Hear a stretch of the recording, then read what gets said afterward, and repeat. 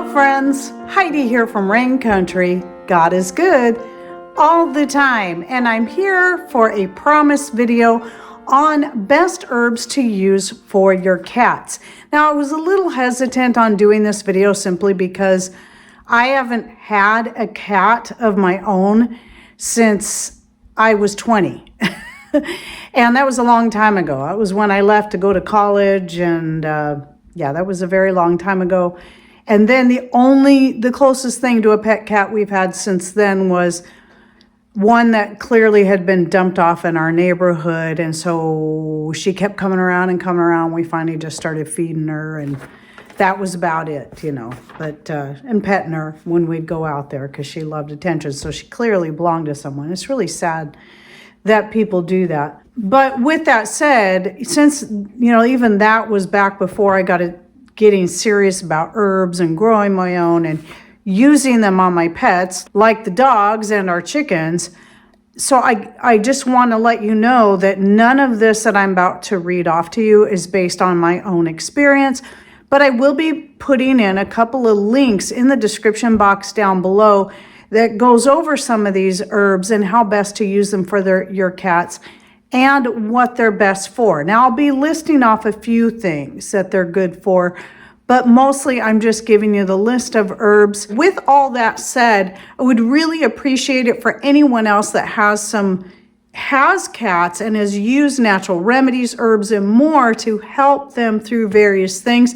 Please share with us in comments down below, because even though I may not have that direct experience, it's a lot of you out there have a lot of experience and great wisdom that you can share with others. So this is a great place for you to be able to do that. So obviously at the top of the list is catnip. We know that cats love catnip. I mean, anyone who knows anything about cats knows that, but catnip does have benefits. Now, while catnip and even cat mint, usually cats like catnip better, most cats do, but some cats love cat mint just as much. The cat mint is the one that gets the purple flowers, like in this photo you can see here I found on the internet. The funny thing about cat mint and catnip is they work opposite in humans, but what I learned is that you can get the same desired effect. So while it is a stimulant for cats, it actually is opposite for humans and for dogs. Yet in all cases, cats, dogs, and humans, the end result is it can be very calming and help relieve anxiety. One I'd never heard of that I found in a list was cat grass, and that can be very good for your cat's gut health.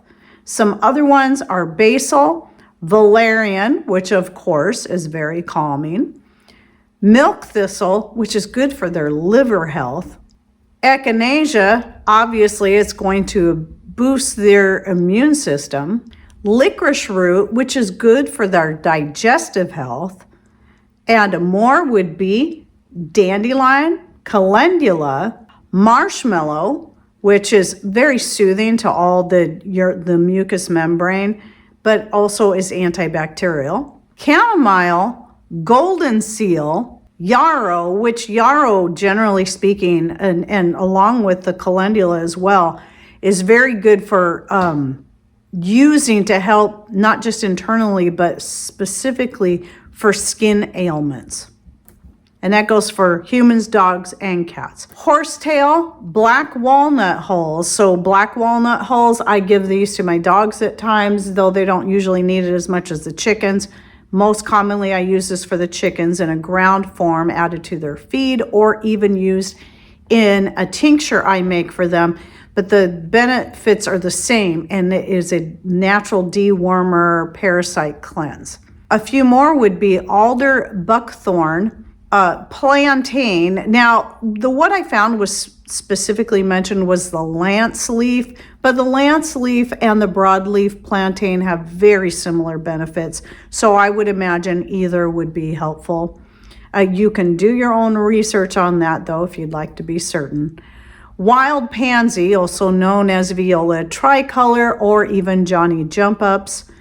and corn flour. Now, I know there's even more out there you can look up, but I will go ahead and tell you a couple of things I found that are mentioned to avoid. And one is mint, which very generally speaking, which I found was interesting. So pretty much anything in the mint family, but most of the things they were talking about, like oregano, rosemary, thyme, cats don't really like anyway.